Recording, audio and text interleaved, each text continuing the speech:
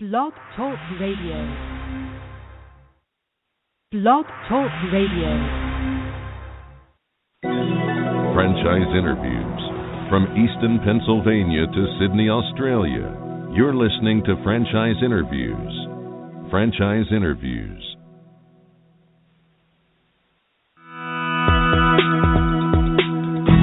Welcome to Franchise Interviews. Franchise Interviews has been giving an up-close, behind-the-scenes look at franchising and entrepreneurship. Listen to interviews with franchisers, franchisees, franchise authors, franchise experts, and attorneys. And now, welcome your host, Marty McDermott, and Franchise Interviews.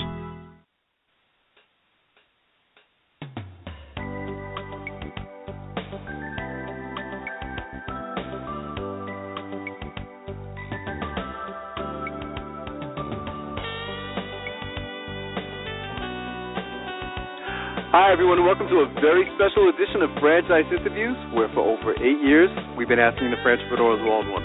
I'm your host, Marty McDermott. I'm the president of Franchise Interviews, and we have a great show. We're meeting with Scott Barnett, author of Gumption, taking Bubba Gump Shrimp from movie to restaurant. And we're going to talk to Scott about that in just a moment on Franchise Interviews. So stick around, because we got a great show.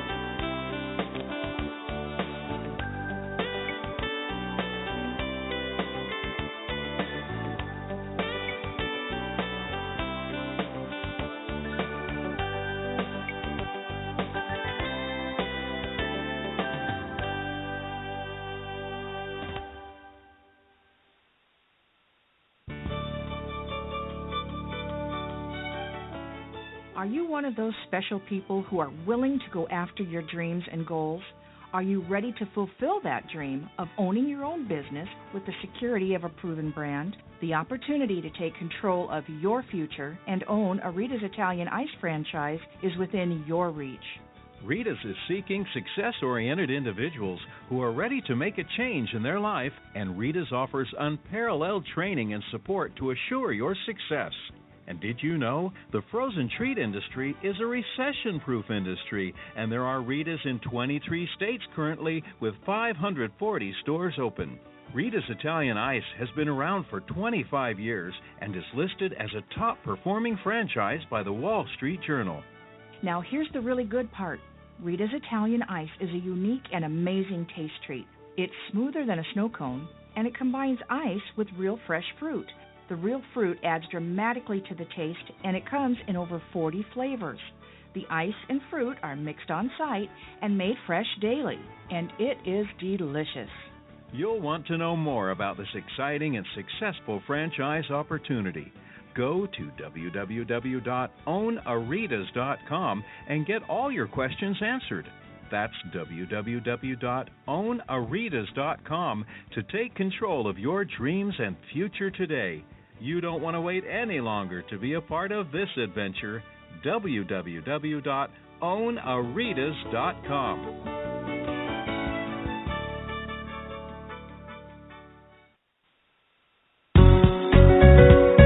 Are you looking for a franchise that delivers?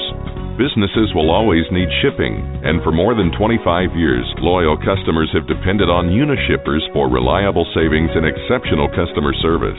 Unishippers is focused on just one thing: helping small and medium-sized businesses save time and money on all their shipping needs. And as the largest reseller of complete shipping services in the country, we have the buying power to ensure that we succeed.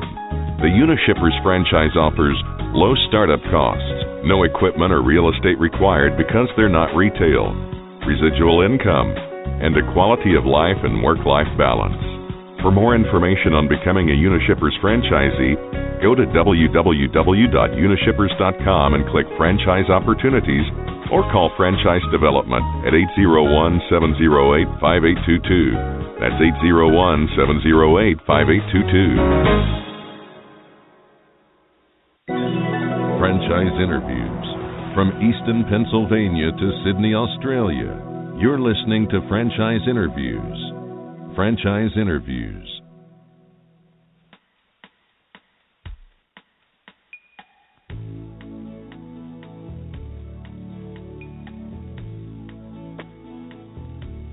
Hi, everyone, and welcome back to a very special edition of Franchise Interviews, where for over 8 years, we've been asking the Franchpreneurs one-on-one. I'm your host, Marty McDermott. I'm the president of Franchise Interviews, and as we were saying earlier, we have a great show today. We're meeting with Scott Barnett, author of Gumption, taking Bubba Gump from movie to restaurant. Hey, Scott, how you doing? Welcome to the show.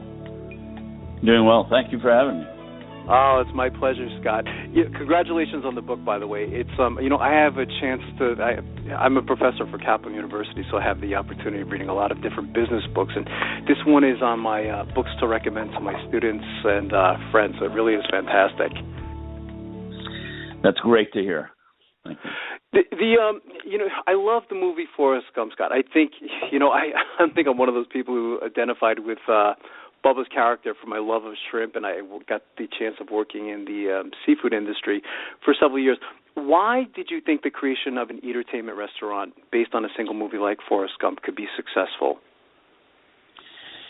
At first I wasn't sure, to tell you the truth. Yeah. We really weren't we really weren't certain that this could work. What really caused me to think to change my mind was that when I really screened the movie and looked at it, and I realized that Zemeckis, who was the creator and right. producer and director, was really bottling magic in a certain way. And then as we looked at the research that came out of it, what we learned was there was an unforced translation from a movie to a restaurant, and it really made sense that such a thing would exist. So on the basis of that, and of course the needs of the company, that's why we went ahead and did it.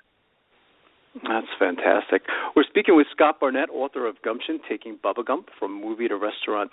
And Scott, what prompted you to work in the restaurant industry? It seems like there's something that you like about that particular industry. It was really by chance. I was working in a gas station in Palm Desert, California, and I was saving up money for college, and I ended up borrowing a friend's motorcycle and put it down on a gravelly curve and broke my ankle and tore up my hands. I couldn't work, and so I had to put college off. And when I was able to work again, I started as a valet parking attendant at a restaurant. And one day, a hostess came out and said, "Hey, you're going to bus tables tonight," and I did. And the hours just sort of flew by. The work was hard, but it was a lot of fun. And right. And I felt like we were putting on nightly theater every night, and we were doing it better than anybody else in town. So out of that came this kind of desire to continue doing it. So when I did go on to college, which I eventually did, I kept working as a cook and bartender and so on, and it just got in my blood, I guess. It sounded like it was your destiny, from a young age. And it sounded like those, in reading the book too, Scott, that, those owners of that particular restaurant that you were working for, they had a big impact on your life as well, didn't they?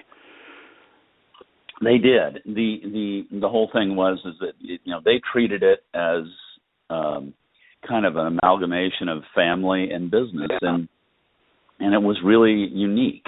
And I thought, this is something I really like doing. And when I worked before, it was you always referred to your boss as Mr. Johnson or Mr. Anderson, and this guy was just Lyman, and it was really a very different and really kind of fun way of looking at your professional life, if you will, and that's really what it was.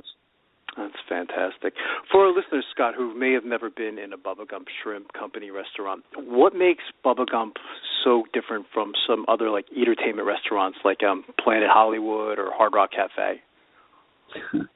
Well, we in the end, the restaurant business is really about some very basic things. It's about hot food hot, cold food cold, service with a smile in pleasant, clean, interesting surroundings, and so on. What I think makes Bubba Gump different is that we had come from a background. We had actually been running a company called Rusty Pelican Restaurants, which was an upscale seafood dinner house. And so when we came into this so-called entertainment, which is a kind of a mix of entertainment and restaurants, we brought with us kind of a stronger and I think better quality filters in terms of the food product and the service and what have you. So when we did Bubba Gump, we actually wanted to make it a restaurant. A lot of these people who get into that business from the entertainment side, they think they're in the trademark business, or they think they're in something else. And the reality is, you're in the restaurant business. And so that's how we looked at it, and I think it made us pretty different from a lot of our competition. Why is the restaurant business so difficult, Scott? I think people make it difficult for one thing, but something else really is that the restaurant business it's very capital intensive. It's very meaning you need some money to do it. And if you miss somewhere on the life cycle curve, and you're putting something out there that people just don't want, I don't care how good you are, you're just not going to make it, because you've got to listen to the customer. They're the ultimate arbiter, and they decide what is desirable and what is not. And there's a very high failure rate, as you know. And I think a lot of it, most of it, has to do with being undercapitalized, not being in the right location, or just not giving people what they want when they want it. Yeah, I think that's well said. We're speaking with Scott Barnett, author of Gumption, Taking Bubba Gump Shrimp from Movie to Restaurant. And Scott, whose idea was it to include a retail store that sold Forrest Gump merchandise right inside the restaurant? That was very clever. Was the retail store your biggest surprise? Yes, it was. We all knew we were going to do a retail store. We just did. Right. I think that everybody, because the hats and T-shirts had been a huge part of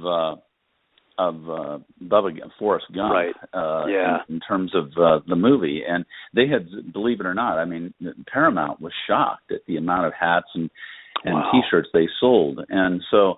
When they did, we thought, well, we'll do that, but we're not going to do it halfway. We'll actually do a real store, unlike say Planet Hollywood, which had or Hard Rock Cafe, which had just a counter which you walked up to, and there were T-shirts on the wall, and you sort of picked one out and bought it. And so it was a huge surprise to us, and a happy one. But in the end, we knew we weren't going to be a retail store. We were going to be a restaurant that contained a retail store, and so it worked really well for us. We did about 15% of our sales, and it grew into it really grew into a $30 million business. But that's incredible. In the end, I mean, you still have to be a restaurant.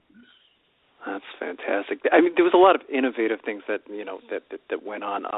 The hiring of a Forrest Gump impersonator to be present at restaurant openings. I mean, that was another great example, and I saw that on the internet. How successful was that? That was really something.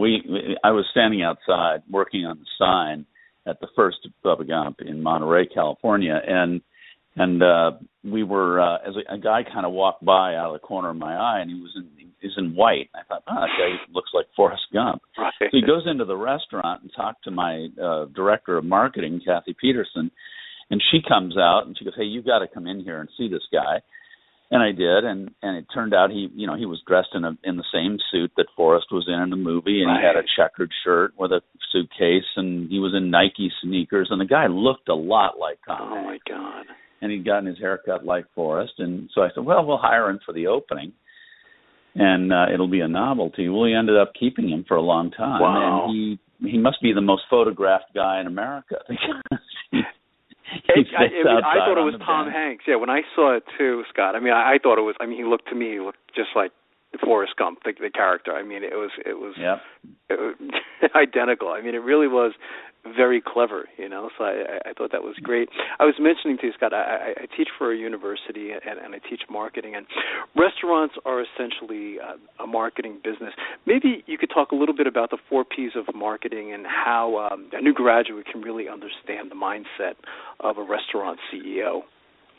Sure. I mean, the 4 Ps of marketing, as you know, if you're instructing in a university or college, is that it's for price, promotion, place, and product. And and I always kind of viewed my approach to the business that way. I think that in terms of Bubba Gump, we really looked at that and kind of devised a marketing strategy out of that.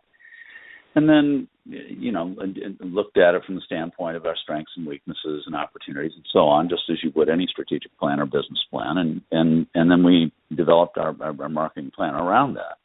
In terms of pricing and product and promotion and all that, we really looked at Bubba Gump, and we did a lot of market research around it after we had gotten it open. We didn't do market research beforehand because there was nothing to do research about. Right. Once we did, we spent an inordinate amount of time doing research at every opening, both quantitative and qualitative. So we would do quantitative research like what we call nose counting, where we'd put a questionnaire in front of 300, 400, or 500 people, and then get a statistically significant response. Right. And things like what did you like about it, what you didn't like, and so on. And then we did focus groups, a number of them over the years, where we would talk about what the impressions were and get an idea of what the overall general feeling was about the company. In terms of the menu itself, the product and so on, and by the way, we view the product as not just the food. We also viewed it as the overall experience, the tenor of the service, how people viewed the ambiance and the atmosphere. And in the end, what we were trying to create was what I'll call an emotional souvenir that people could take with them and do what is most important in the restaurant business, which is create a memorable experience that they're not only seeing, but they're part of. And so that's part of the engagement that we tried to do, was to get people to be a part of the experience as much as they were to quote experience it, unquote. And that was really, I think, where the product that we created was kind of unique. That's fantastic. I have my marketing students listen to that clip. I think what you just said there is fantastic. Well, speaking of location, we're talking about the marketing mix, Scott. You did some interesting things with the locations. You looked at poor performing restaurants that were in great locations. What were some of the biggest location challenges that you experienced? I suppose one of the things that people do is they say, oh, well, I'm going to locate on the pier, or I'm going to locate in this place, and that'll solve the problem. And really, it's not. You have to. It's a little bit like putting some attention to detail so that you get the whole. You don't just go 9 yards and miss the first down. I guess the biggest challenge we ever had on a great location that was really not doing well was San Francisco at Pier 39, where they were at the end of the pier, had a great view of all three bridges, the Golden Gate, the Bay Bridge, and so on, and yet you couldn't find the place. So we were able to negotiate a deal where where we put a sign, huge sign, giant sign at the base of the pier, and saying we're here at the end of the pier. And then second, it was on the second floor, which is typically the kiss of death for restaurant locations, but we got the landlord to put an escalator up with our treatment on it. And then finally, it was sort of at what I'll call on the perimeter of the pier. So we projected our presence into the center of the pier by leasing the space in front of us and then cladding it with our treatment. So we were able to take a restaurant that had barely done $2 million and turn it into a $12 million restaurant with our name and so on. So there's things you have to do. You can't just say, well, I'm going to be here on the beach and think that I'm going to do it. You got to do a lot of other stuff. You have so much experience in the restaurant industry. It's interesting because it probably, all that experience, I don't know if it prepared you for, what was it like dealing with Paramount Studios, Scott? That had to be something new for you. I likened dealing with Paramount as to dealing with armed preschoolers. You have to be really careful. And we, but in the end, they're very tough negotiators. They're very, they contrary to what everybody may think, the Paramount, the movie business likes money, and they get after it pretty hard. But in the end, I have to say this about the people at Paramount. They took a risk with us because, we were a company that had been in Chapter 11 because when I took over Rusty Pelican, it was technically insolvent, so we had to reorganize it. And they went with us over groups like Darden or Brinker and so on, which much bigger companies, because our vision was consistent with theirs, and they took a chance. The mantra in Hollywood is don't do anything that'll get you fired, and they took a risk with us, which was right. We were fine with. So in the end, we got the deal done. That's interesting, yeah, and I know you talk about it in the book. In going international, you decided to use franchising as an alternative to expand, Scott. Why franchising, and what was that experience like for you? We the reason for franchising we didn't franchise domestically and don't, and right. And so and they still don't. Although we sold the company in 2011, but they don't franchise domestically now. But internationally, it makes total sense to do that or license it, one or the other, because right. There are so many different countries and so many different ways of doing business, and there are rules and laws and regulations that it would be very presumptuous for someone to think that they could operate a business in any overseas market. Now, we did operate a business overseas in Hong Kong. We joint ventured that deal, and we were the operating group that did it. On the other hand, we'd also joint ventured in Mexico. And we would never presume to try to operate in Mexico. Our partner was an experienced restaurant guy, and his team operates the restaurant, and rightfully so. So I think you have to match your needs and wants with what the market will bear at the particular location that you're doing it. We looked at the whole world. We hired a company called Cindy Little. Jim Little was the guy we used, and he did a study of the whole world and said, okay, this would be franchise, this would be no, don't go there, and this would be joint venture territory. So that's how we kind of viewed it. I remember, I think you mentioned in the book too, it was some difficult experiences. Was it in Manila, Scott? I mean, you talk a little bit about that. What happened? If you could talk a little bit about what happened there. I thought that was interesting. Well, in the book Gumption, I talk about Manila as being where we first where we got a spanking, is the way I describe it, because we got involved with a group who were essentially swindlers, and they had developed kind of a network of people within the Philippines, and we signed up with them. They were one of the first franchisees we were with, and they ended up with money trouble, as you would expect, and they were looting the company as well as looting some other companies. And over a period of time, we got more and more dissatisfied with them. And I went over and said, "Look, I want to be paid. Number one, I want this to happen, that to happen, and so on." And they abandoned the restaurant on Christmas, just before Christmas.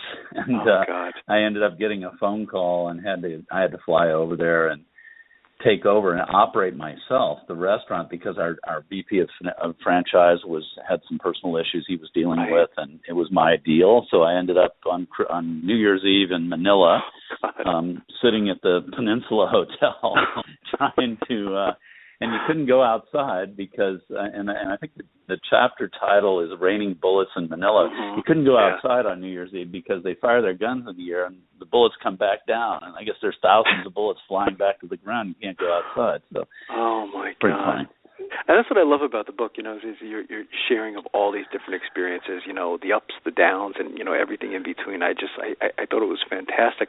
A lot of our listeners that listen to franchise interviews, Scott, we call them, a lot of them are aspiring restaurateurs. I mean, they want to, own their own, franchise or a restaurant. What lessons can you pass along to them in their quest?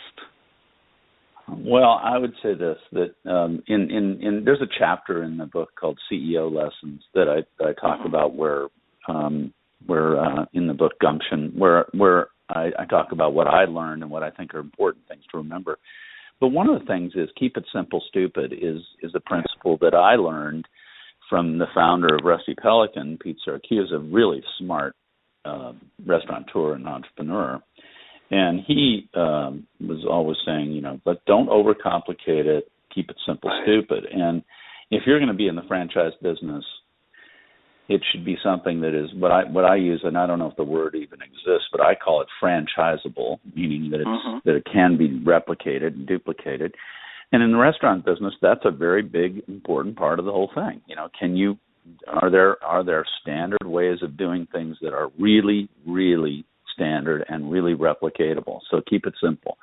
And I think the other thing is follow your passion. If you're really, and I know this sounds trite and you hear it from a lot of successful people, but it's true. It is, if you follow your passion and you're not undercapitalized and all the rest of the things, then you will be successful because unless you're completely incompetent. But I mean, it's really the key to success in any business, but particularly in restaurants.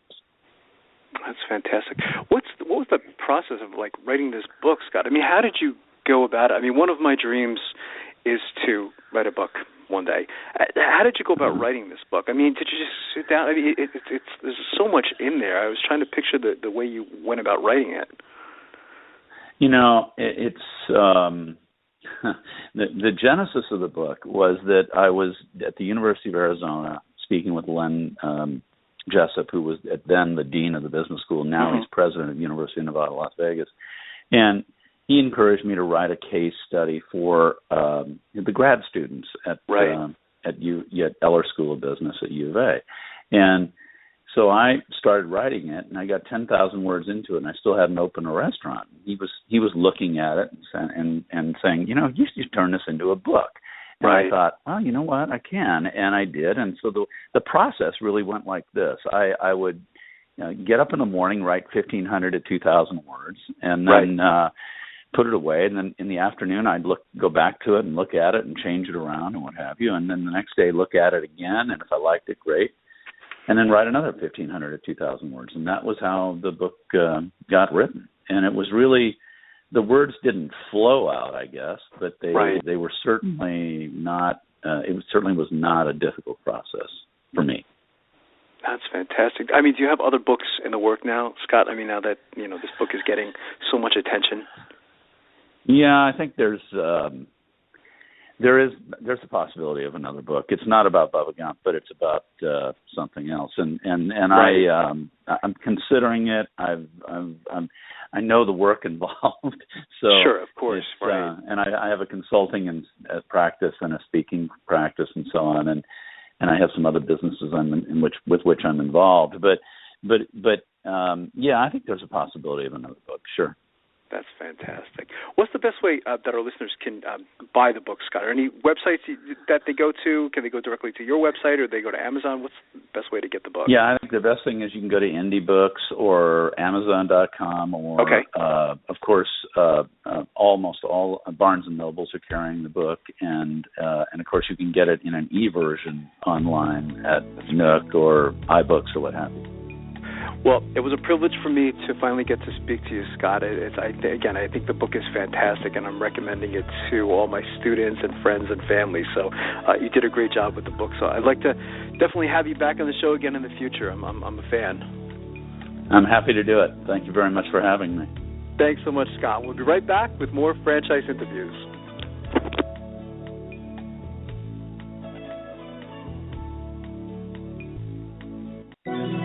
Franchise interviews. From Easton, Pennsylvania to Sydney, Australia, you're listening to Franchise Interviews. Franchise Interviews. Franchisers, are you looking to reach aspiring entrepreneurs looking to buy a franchise?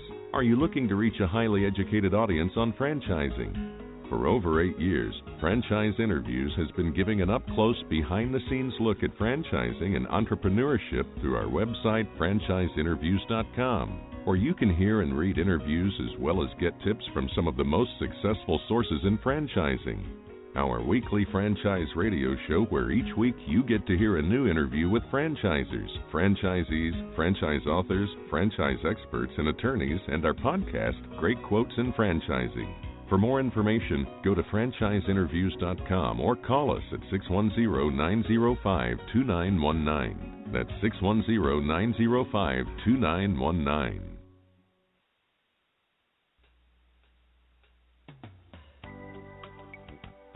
Hi everyone, this is Marty McDermott from Franchise Interviews, and welcome to another edition of Great Quotes in Franchising, where each podcast you get to hear a great quote in franchising. You know, we've been hosting franchise interviews now over 8 years and over 400 shows, and during that time we've had some incredible quotes on our show.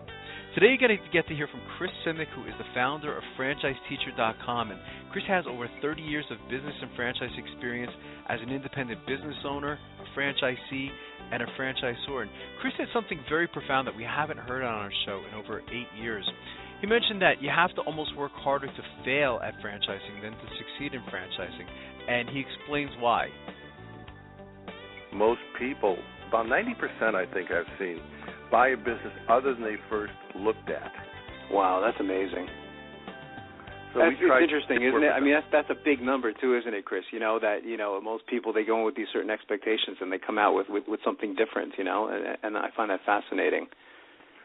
I absolutely. It never ceases to astound me, but I think that speaks to the value of franchising as a business model and a business method, because people don't have to be in something just because they know it. And quite candidly, sometimes getting involved in a business that you would rather do, that you were not involved in, allows you the luxury of taking a new career path and to develop something you never would have had the opportunity to had it not been, systematized and prioritized for you.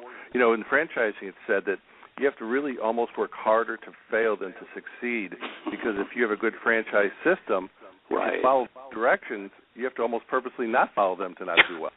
That's true. That's fantastic. We have this great quote in franchising. I think we're going to put that one in there, Chris. I think that's very original, and it's very true.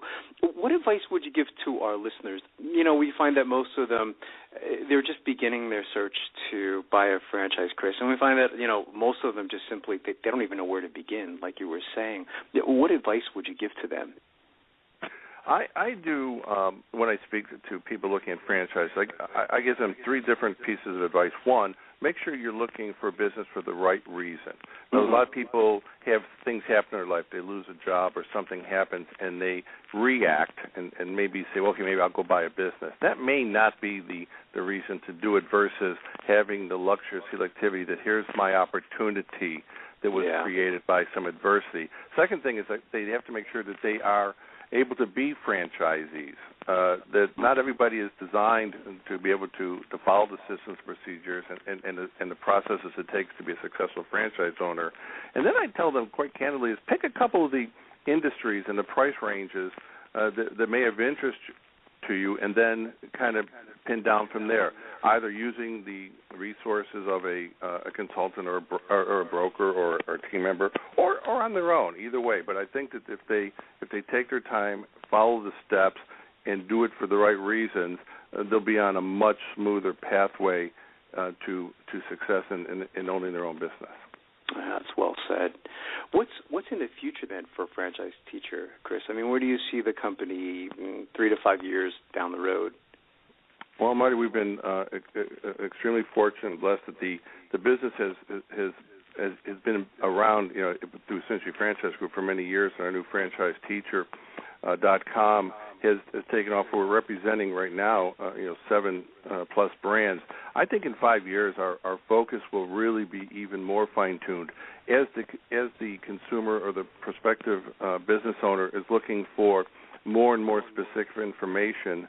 Breaking down to teach, coach, consult, and advise, I think will be a way for us to assist people in what they need.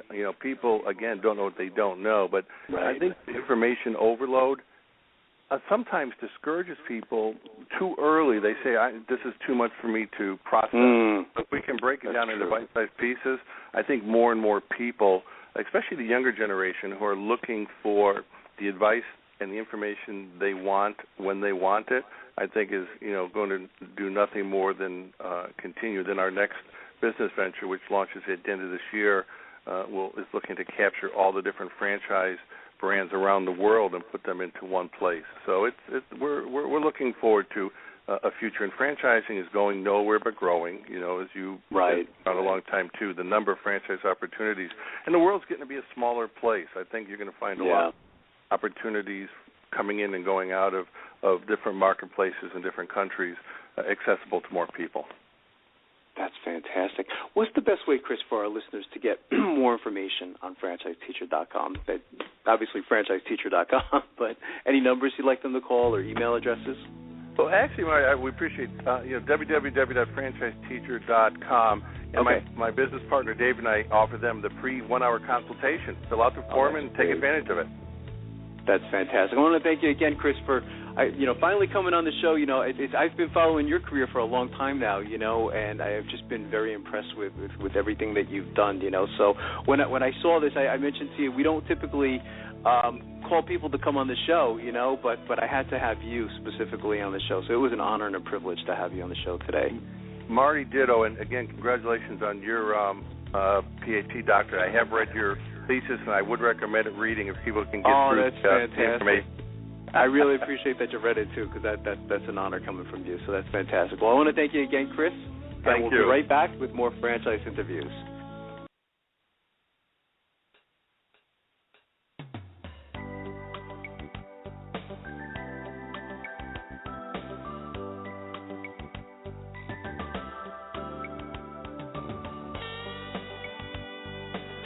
Thanks, everyone, for listening. We'll see you next week with another edition of Franchise Interviews. Take care, everyone.